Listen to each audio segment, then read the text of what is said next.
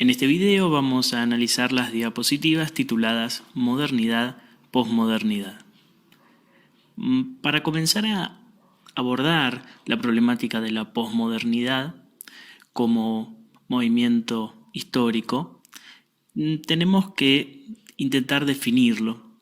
Y la definición propia de la posmodernidad va a nacer de la modernidad porque incluye ese otro movimiento en la propia palabra. Muchos pensadores han entendido la posmodernidad como una continuación de la modernidad, solo que de manera exacerbada. Otros han pensado a la posmodernidad como una crisis de los elementos fundamentales de la modernidad, y otros directamente lo han pensado como una ruptura. En los tres casos, sin embargo, se alude justamente la relación a la modernidad. Y entonces, para poder entender la posmodernidad, es necesario primero comprender la modernidad. La modernidad es un movimiento histórico-cultural que va a surgir en Occidente a partir del siglo XVI. Sí, estamos hablando de alrededor del año 1500, en pleno Renacimiento. Y es un movimiento que va a persistir hasta el siglo XX. Vamos a poner como década justamente de finalización la década del 50. 1950 entonces, justo el momento de la posguerra, de la Segunda Guerra Mundial, sería entonces la década en la que tiene fin esa modernidad. Como características fundamentales tenemos que pensar que moderna es la conciencia que tiene una época de haber superado por rupturas sus lazos con el pasado. En este caso, la modernidad surge siendo consciente entonces de haber superado a la Edad Media. Se opone a la Edad Media en muchas características, y esto lo podemos ver en las imágenes. En la producción de imágenes observamos en este calendario agrícola del año 1150 la representación de los diversos meses del año en los que aparecen figuras realizando determinadas actividades. Como podemos ver, hay una idea de un tiempo cíclico que se repite, y esa idea de un tiempo cíclico es una de las rupturas que se va a dar a partir de la modernidad, en la que se empieza a pensar un tiempo lineal con proyección a futuro. Otro de los elementos a considerar es el uso del espacio. Tenemos un espacio plano, apenas con algunos indicadores, y la representación de estereotipos de personajes, el campesino en este caso, pero no es un campesino en particular con nombre y apellido, sino la idea de campesino. En este caso, en la donación de la capa de Giotto, vemos que hacia fines del siglo XIII ya empieza a modificarse esas relaciones espaciales con una intención de representar la profundidad, de representar los volúmenes y de subjetivar los personajes y las acciones en un determinado tiempo y espacio particular. La ruptura entonces que se da entre la Edad Media y la modernidad es sumamente importante. Pensemos que hay ahí un cambio de paradigma a niveles históricos, quiero decir. La clase pasada hablábamos de la diferencia entre el paradigma tradicional y el paradigma contemporáneo, pero ahí era solo referido al campo del arte. En este caso nos estamos refiriendo a procesos históricos que son mucho más abarcativos, y podríamos denominarlos paradigma teocéntrico al de la Edad Media y paradigma antropocéntrico al de la modernidad. En ese paradigma teocéntrico de la Edad Media, Dios justamente está en el centro y se valida a través de su verdad, que está dada por la palabra escrita en la Biblia. En el caso de la modernidad, el que está en el centro es el hombre, y la verdad se valida a través de la razón. Esto tiene que ver con un cambio radical en diferentes aspectos. Estos cambios entre la Edad Media y la modernidad tienen diversas causas. El mercantilismo creciente es una de ellas, ¿sí? Los contactos con otras culturas, y las cruzadas también tienen cierta incidencia, porque se da entonces el conocimiento, el contacto con culturas diversas y formas de ordenamiento social diferentes. A esto se suman algunas crisis económicas y sanitarias que van a dar lugar entonces a los inicios de la modernidad. Marshall Bergman es un teórico que divide a la modernidad en 3 etapas. Esa primera etapa va a comenzar alrededor del año 1500, ¿sí? Siglo XVI, y se va a extender hacia fines del siglo XVIII. En esta primera etapa, las personas comienzan a experimentar esa vida moderna. Hay una poca sensación de unidad o de búsquedas en común. Y deviene entonces el retorno del poder institucional por sobre la búsqueda de la autonomía propia del humanismo. Pensemos que esta es una época de monarquías. También tenemos estados autónomos, pero persisten, ¿sí? Los poderes institucionales. La Iglesia, que era uno de los poderes o el poder más importante de la Edad Media, no pierde automáticamente ese poder, sino que es un proceso paulatino. En esta primera etapa de la modernidad, la Iglesia mantiene un poder sumamente importante dentro del ordenamiento de la sociedad europea. Quiero hacer una aclaración con respecto a esto. El análisis que hace Marshall Bergman y que hacen la mayoría de los teóricos de la modernidad siempre es eurocéntrica, ¿sí? Hay que pensar que la modernidad no se da de la misma forma en Europa que en el resto del mundo. De hecho, hay procesos históricos sumamente diversos.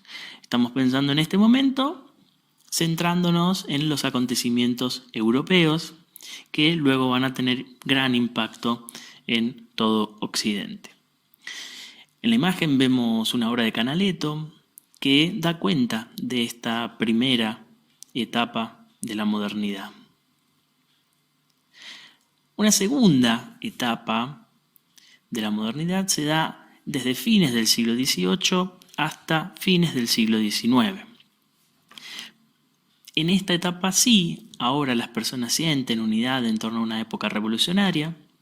Pensemos que esta segunda etapa es la que se da a partir de 2 grandes revoluciones, la Revolución Industrial primero y la Revolución Francesa después, y otras revoluciones en Europa, sobre todo tendientes a cambios en las formas de gobierno. Estos procesos entonces inciden en la vida personal, social, política de las personas y se construye entonces lo que hoy entendemos como mundo moderno.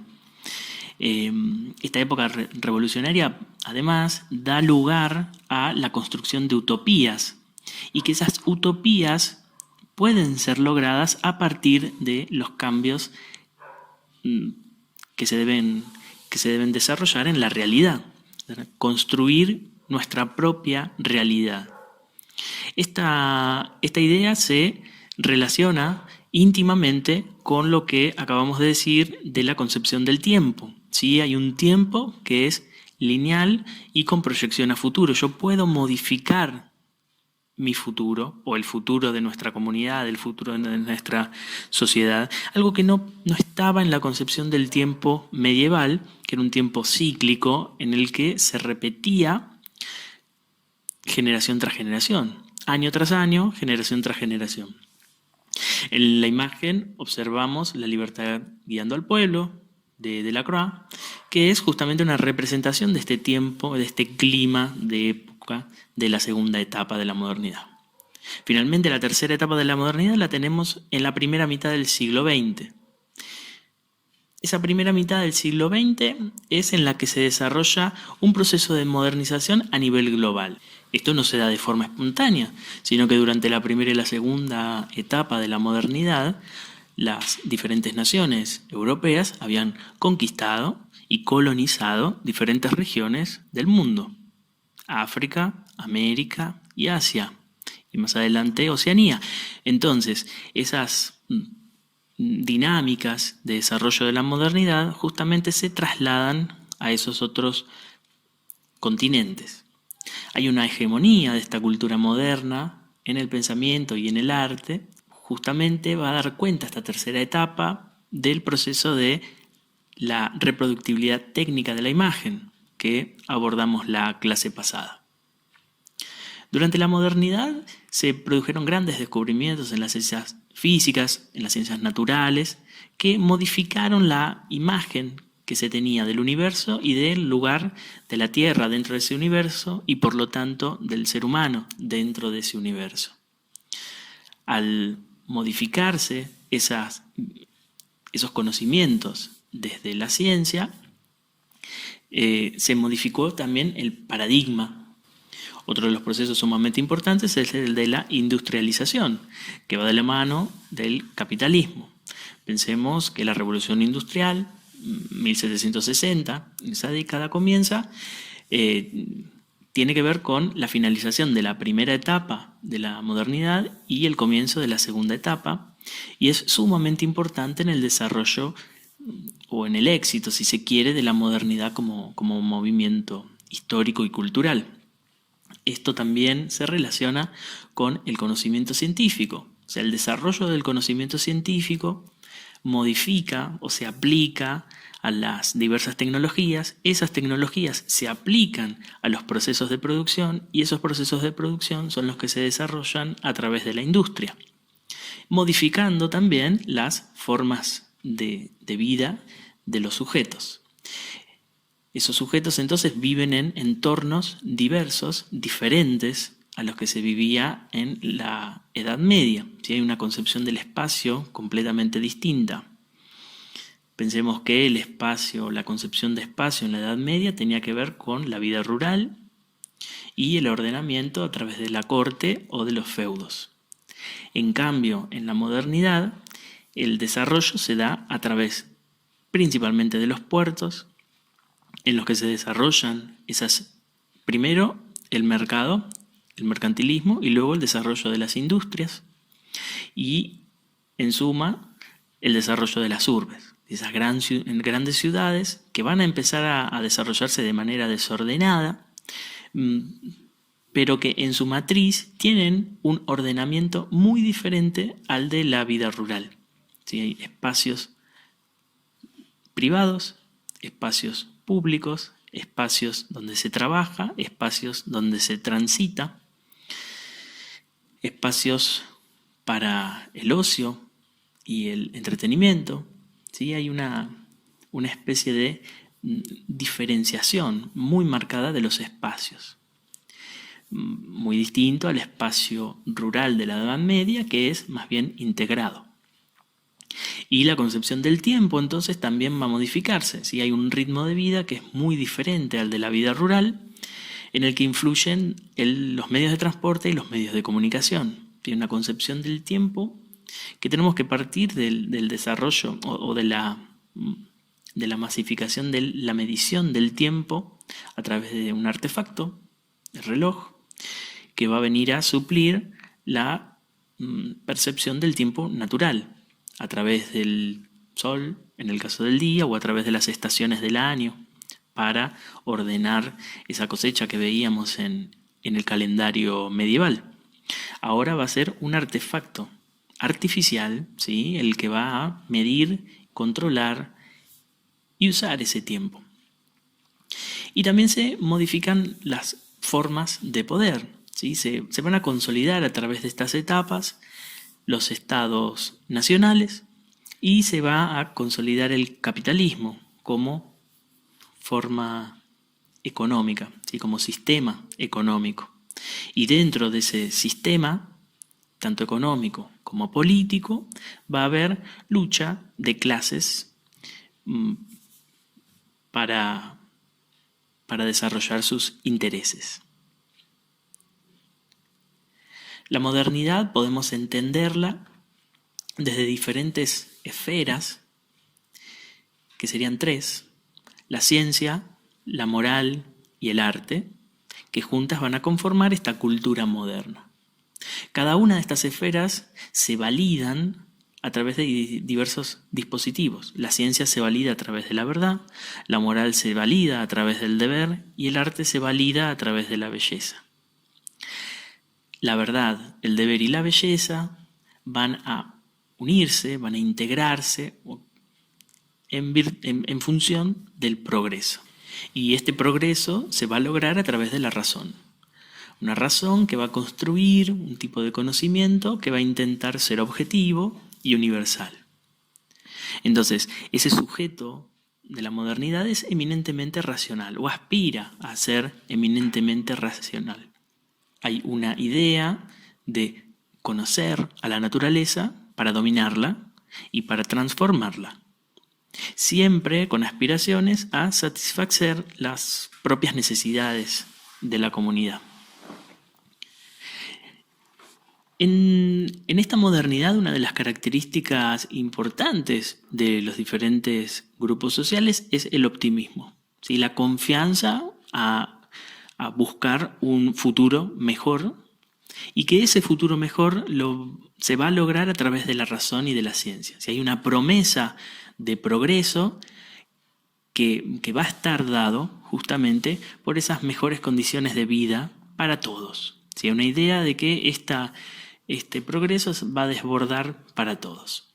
Volviendo entonces a las esferas, la primera de ellas dijimos que era la ciencia, y durante la modernidad la ciencia va a ser sinónimo de conocimiento. O al revés, el conocimiento va a estar ligado únicamente a la ciencia. Pensemos que el conocimiento en la Edad Media o en la Edad Antigua, en la prehistoria, el conocimiento estaba vinculado a una multiplicidad de saberes. Saberes que tenían que ver con lo espiritual, con lo religioso, con el arte. En cambio, en la modernidad el conocimiento está únicamente vinculado a la ciencia. Y esa ciencia va a estar guiada por la razón. Y esa razón va a estar en función de determinar leyes. Cómo funciona el universo, cómo funciona la naturaleza, con leyes absolutas, necesarias y que supuestamente están dadas a priori, ¿sí? Están dadas de antemano. Lo que tiene que hacer la ciencia es descubrir esas leyes para poder usarlas. Ese universo entonces está regido por leyes inmutables, ¿sí? Y en esta idea está ordenada por Newton. Newton es el que descubre, por ejemplo, la ley de gravedad. Esa ley de gravedad es anterior al ser humano. El ser humano lo que tiene que hacer es descubrir esa ley, como muchas otras, para poder después usarlas para satisfacer sus necesidades. Esta primera esfera, la de la ciencia, está ordenada en un libro que se llama Crítica de la razón pura, que escribe un filósofo alemán, Immanuel Kant. Este filósofo va a escribir 3 libros, dedicados uno para cada esfera. No son los únicos 3 libros que escribe, pero vamos a mencionar estos 3. La segunda esfera es la esfera de la moral. Y lo que va a decir Kant en su libro Crítica de la razón práctica es que esa moral también se rige por leyes, aunque no son tan inmutables como las leyes de la naturaleza. Entonces, lo que busca Kant es descubrir esas leyes para mejorar la ética de los sujetos, ¿sí? Que no siempre cumplen las leyes porque tiene que haber una cuota de libertad, ¿sí? El libre albedrío, pero esos sujetos tienen que conocer, descubrir esas leyes para guiarse de una mejor manera. El tercer libro, Crítica del juicio, Kant lo va a dedicar a lo sensible, al arte, y va a decir a grandes rasgos que el arte también debe encontrar un fundamento racional. ¿Sí? Fíjense que la razón está guiando a la esfera de la ciencia, a la esfera de la moral y también a la esfera del arte. El sujeto, según Kant, está constituido por formas estéticas puras, que también están dadas a priori, ¿sí? Como la ley de gravedad, y que, al confrontarse con la obra de arte, producen satisfacción, ¿sí? Producen un desarrollo del gusto estético. Lo que tendría que hacer el sujeto justamente es alimentar, desarrollar ese gusto estético a través de las grandes obras de arte. Pero entonces la belleza no sería un elemento meramente subjetivo, sino que habría cierta cuota de ley. Por lo tanto, habría cierta cuota de objetividad en esas formas estéticas puras. Kant entonces ordena tanto la esfera de la ciencia como de la moral como del arte a través de la razón. Y lo que añora justamente es una cultura atravesada por el progreso que va a apuntar a una utopía en donde todos seremos razonables, justos y estéticos. Ahora bien, hacia fines del siglo XIX se van a originar determinados descubrimientos que van a empezar a resquebrajar un poco estas ideas de la modernidad en las diferentes esferas. En la ciencia, algunos autores que van a abordar diferentes problemáticas que no se corresponden con esas leyes absolutas y universales de Newton. La biología evolucionista, las geometrías no euclidianas, principios de la termodinámica y sobre todo la teoría de la relatividad y la mecánica cuántica van a venir a poner en debate los sustentos de esa ciencia moderna. Y sobre todo a principios del siglo XX, cuando la ciencia se utiliza para desarrollos tecnológicos que luego van en detrimento de la propia población. Algo que ocurrió en la Primera Guerra Mundial y luego en la Segunda Guerra Mundial, con el debate ético que eso supone por ejemplo, en los campos de concentración nazis, ¿sí? En donde esa supuesta neutralidad ética de la ciencia no era tal, o en las bombas de Hiroshima y Nagasaki. ¿Sí? Tenemos de un lado y del otro de los estados que estaban enfrentados en esa guerra, aberraciones en el uso de la ciencia que en lugar de buscar el progreso para todos, buscaba la destrucción de algunos. En el campo de la moral, un filósofo sumamente importante que va a empezar a quebrar también estas ideas de las leyes a priori en cuanto a los comportamientos del ser humano va a ser Nietzsche. Dos de los conceptos más importantes de Nietzsche van a ser la muerte de Dios y el advenimiento del nihilismo. Hay diferentes sistemas de valores que estaban ordenados a través de un orden. Ese orden hasta la Edad Media estaba vinculado con un ser superior. Ese ser superior o seres superiores, de acuerdo a la cultura, administraban, ¿sí? Organizaban ese sistema de valores que se conservaba a lo largo del tiempo. Ahora bien, cuando se desplaza la idea de Dios como centro y organizador del mundo en el que vivimos, hay una dificultad en encontrar qué es el sustento de ese sistema de valores en pares, ¿sí? Porque son los mismos seres humanos los que tienen que organizar sus propios sistemas de valores. La intención de los estados nacionales y sus regulaciones, sus leyes, sus códigos penales, civiles, son justamente para construir ese entramado que sostenga esos sistemas de valores. Sin embargo, ese ser humano, ese superhombre que plantea Nietzsche, justamente es una dificultad, porque es el ser humano el que tiene que ponerse sus propios límites.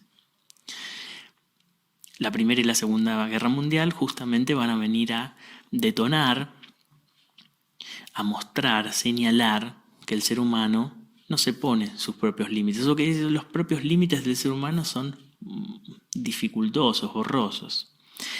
Las dictaduras que van a surgir en diversos continentes luego de la Segunda Guerra Mundial también van a ser ejemplo de aberraciones morales que justamente van a venir a señalar hasta dónde hay estructuras valorativas que estén sostenidas cuando no hay un orden divino por detrás.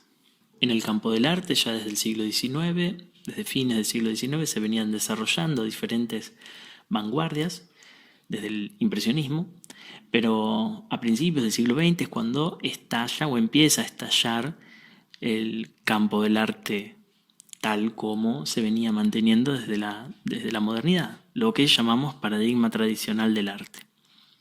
Se empiezan a subvertir diferentes valores, lo vimos con algunas producciones artísticas de Malevich, de Duchamp, de Warhol, y el arte que supuestamente debía cumplir una determinada función en la relación del gusto estético del ser humano y en el alimento de su espíritu, según la modernidad, cada vez empieza a ser autorreferencial, ¿sí? A sostenerse por el arte mismo.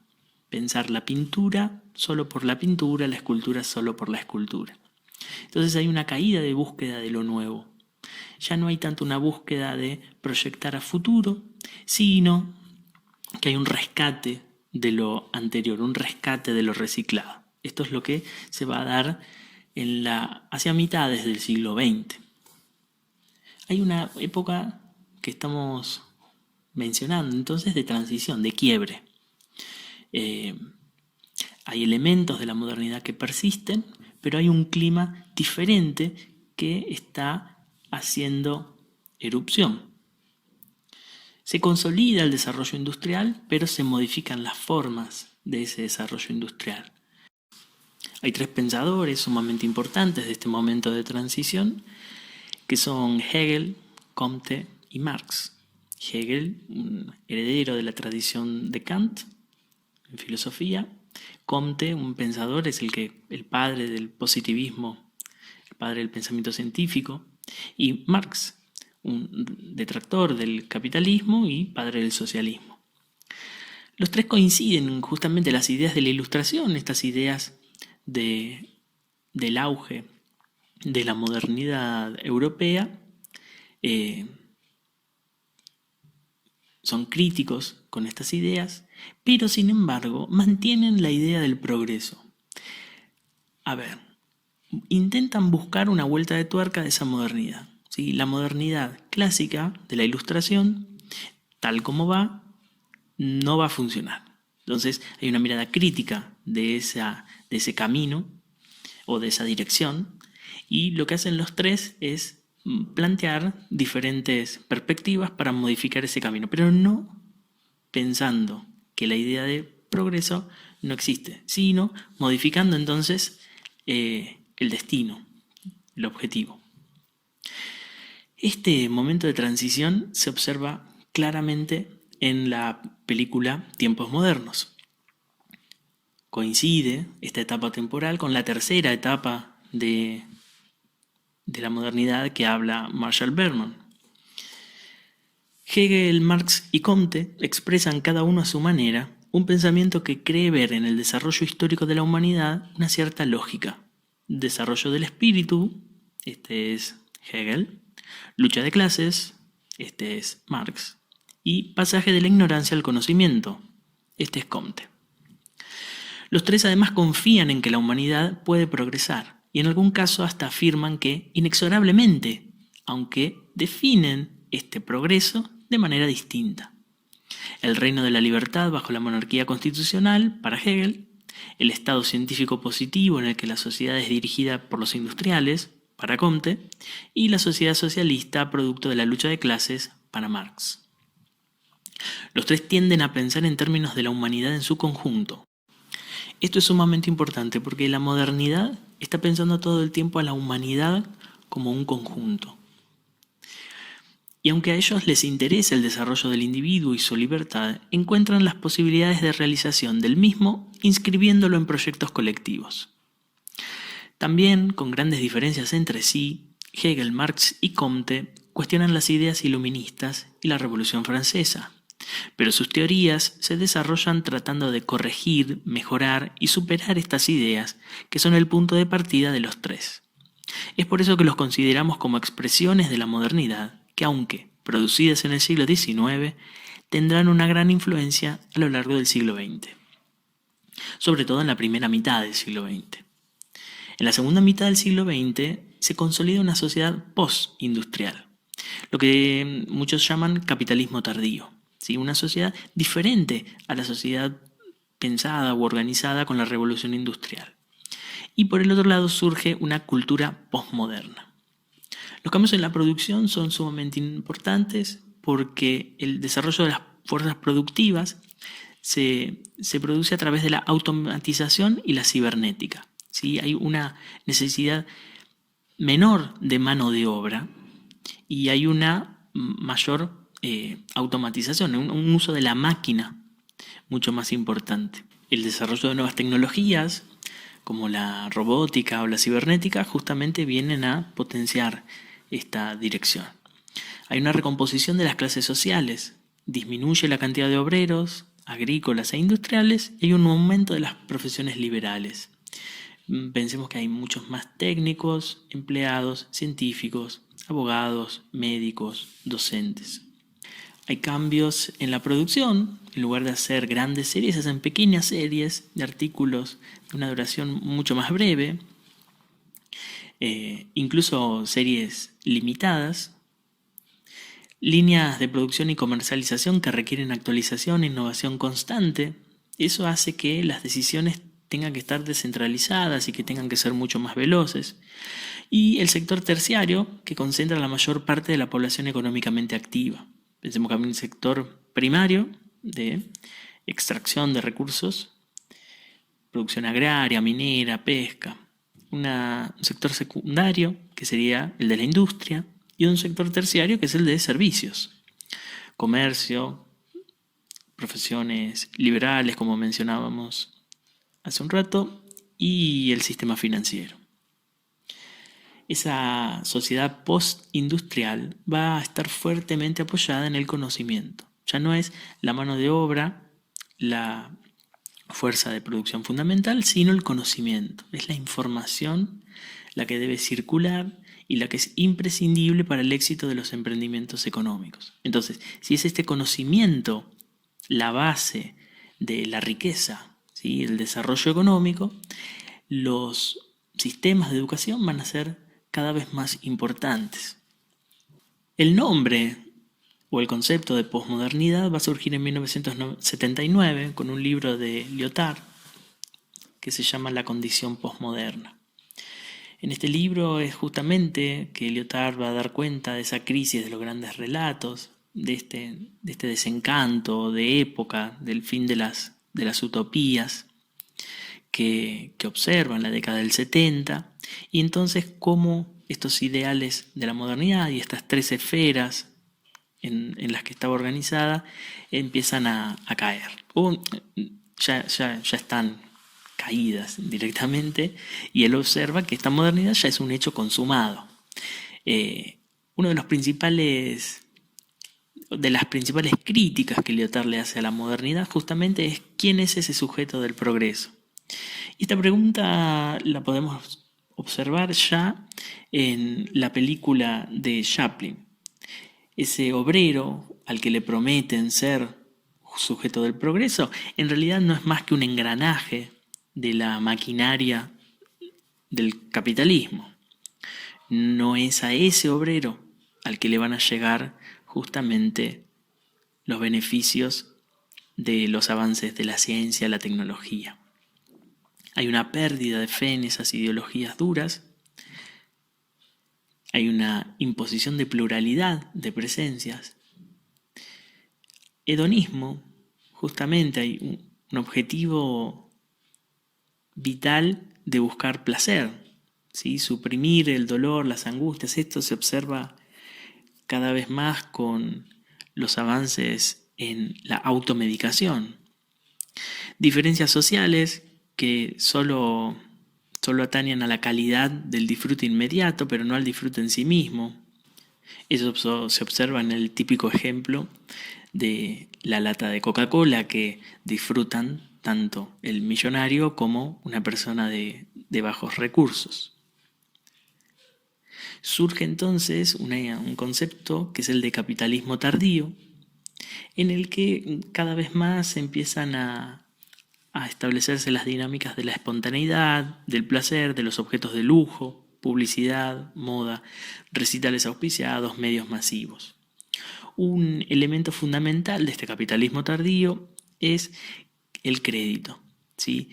El crédito va a surgir justamente para gastar antes de tener el dinero, algo contrario a lo que se hacía en la modernidad, que como pensamos a futuro, lo que hacemos es ahorrar. Entonces ese principio del ahorro va a ser justamente desplazado por el crédito. Y una de las ideas fundamentales es el consumismo. El éxito económico inmediato que se consigue a través de esa deuda del crédito es justamente el fin de cualquiera de los deseos de la sociedad de masas. En 1956, Richard Hamilton presenta esta obra que se llama ¿Qué es lo que hace que las casas de hoy sean tan diferentes, tan atractivas? Hay una vinculación que podríamos hacer entre la obra que estamos observando, un pequeño collage de 1956, con el clima de época que se vivía justamente en esa década. Hay una incorporación de imágenes de circulación en medios masivos de comunicación incorporados al campo del arte. Y en esa incorporación no hay solamente un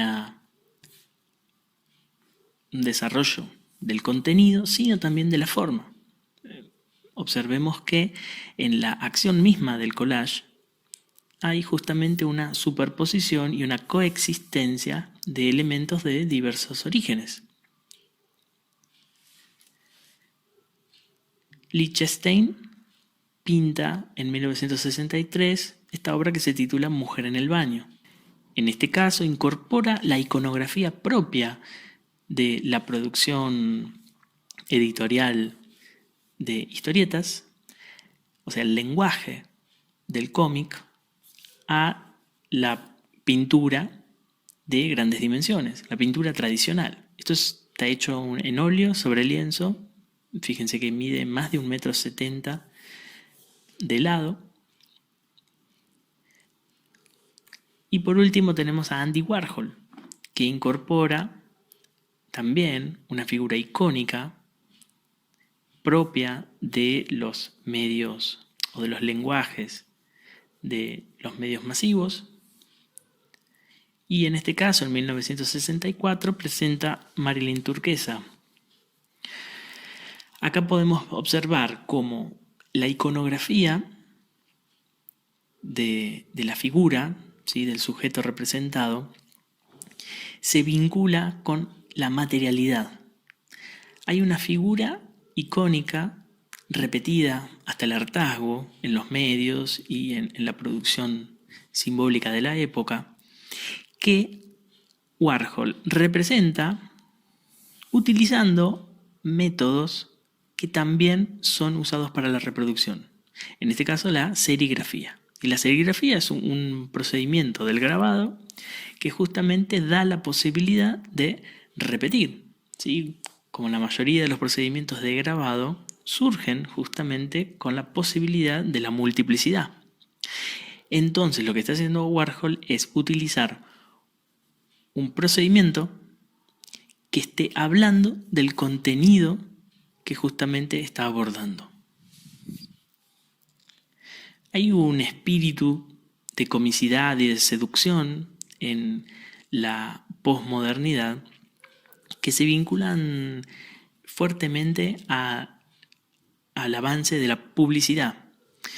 Esa publicidad que surge vinculada a los productos, pero que en realidad hay un montón de estrategias de la publicidad que se derivan en otras disciplinas. Hay un culto a la libertad individual, búsqueda de lo retro, pluralidad de valores y básicamente hay una responsabilidad personal, ¿sí? Hay un abandono del deber moral comunitario y hay una búsqueda de las propias actitudes, o revisar o hacerse responsable solo de sus propias acciones. Dijimos que se desplazaban estos grandes relatos y que la ciencia estaba en crisis, básicamente porque hay una flexibilización de los límites entre las ciencias duras y las ciencias blandas. Pensemos el debate que se da en el siglo XIX, sobre todo entre las ciencias naturales y las ciencias sociales, pero a fines del siglo XX se van a dar debates sumamente importantes en cuanto a la ética y en torno a los métodos y la metodología que Comte había diseñado del pensamiento científico. En realidad se comienza a poder criticar. Así como Duchamp o Malevich critican o cuestionan al arte tradicional, en ciencia pasa un proceso similar y en la moral también. En el campo del arte, lo moderno se agota en lo nuevo, ¿sí? Esta idea de que las vanguardias buscaban siempre algo superador se agota. Esto pasa alrededor de mediados del siglo XX. Y esto origina que se reabra la clausura al pasado, ¿sí? Que se empiece a volver a pensar en estilos, movimientos, acciones del pasado, pero siempre dándole una vuelta de tuerca. A ver, no es volver a hacer producciones artísticas como se hacían en el pasado, sino usar, ¿sí? Rescatar códigos, técnicas, procedimientos, contenidos, temáticas de ese pasado, pero mezclarlas entre sí o generar montajes entre diversos códigos o diversos lenguajes. De hecho, ocurre numerosamente que hay géneros que se empiezan a desdibujar, incluso lenguajes. ¿Sí? El lenguaje, por ejemplo, de la pintura, de la escultura, que están bien diferenciados, en esta posmodernidad se empiezan a desdibujar y se empiezan a generar cruces entre las diversas disciplinas. En la arquitectura es muy evidente esa moda retro o ese reciclaje o incorporando lo ornamental o lo escenográfico. En el arte y la literatura es muy evidente la recomposición a través del collage. Vuelvo a repetir, este collage que está pensado en la convivencia de diversos elementos que vienen de orígenes diferentes y que están justamente en un espacio en común. La producción estética se empieza a integrar a la producción de mercancías, ¿sí? Avanza el mercado de cualquier producto estético, y en las tecnologías audiovisuales predomina la imagen por encima de las palabras. Podríamos hacer una distinción entonces entre el sujeto moderno y el individuo posmoderno. Existe en ese sujeto moderno una emancipación, pero a su vez una búsqueda de proyectos colectivos que denotan casi siempre el esfuerzo, ¿sí? el trabajo en el presente mirando hacia el futuro. Esto se observa justamente en la intención del ahorro y en una conciencia, en el desarrollo de una conciencia. Por otro lado, vemos a este individuo posmoderno que, bueno, justamente la mayor característica es la individualización, ¿sí? No una idea de sujeto que implica la sujeción a una red, a un entramado, sino el entendimiento hacia sí mismo y el egoísmo que eso denota, sobre todo la intención de buscar el placer inmediato para sí, no pensando en el futuro, sino incluso gastando antes de tener, por eso el desarrollo de la deuda y de los créditos, y la dinámica de buscar ese placer y esa individualización en el propio cuerpo.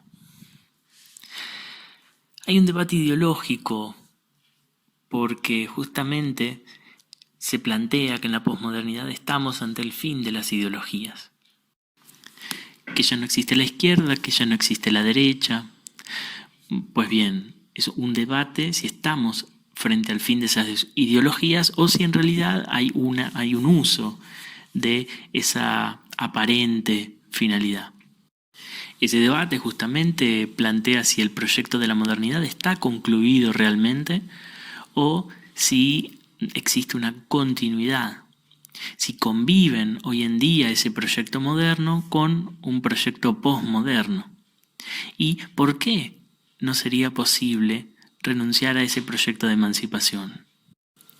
Hay autores que piensan que la modernidad en realidad es un continuo a través de la posmodernidad y que lo que vivimos hoy no es ni la modernidad ni la posmodernidad, sino lo que llaman lo contemporáneo. Lo contemporáneo sería algo diferente, pero radicalmente diferente a la modernidad. La modernidad como una construcción, un movimiento histórico-cultural que terminó y que lo que estamos viendo es un proceso completamente diferente que llaman lo contemporáneo. Son debates que se dan actualmente y que es importante comprender este contexto histórico para poder comprender desde dónde podemos interpretar estos cambios que se dan en el campo del arte.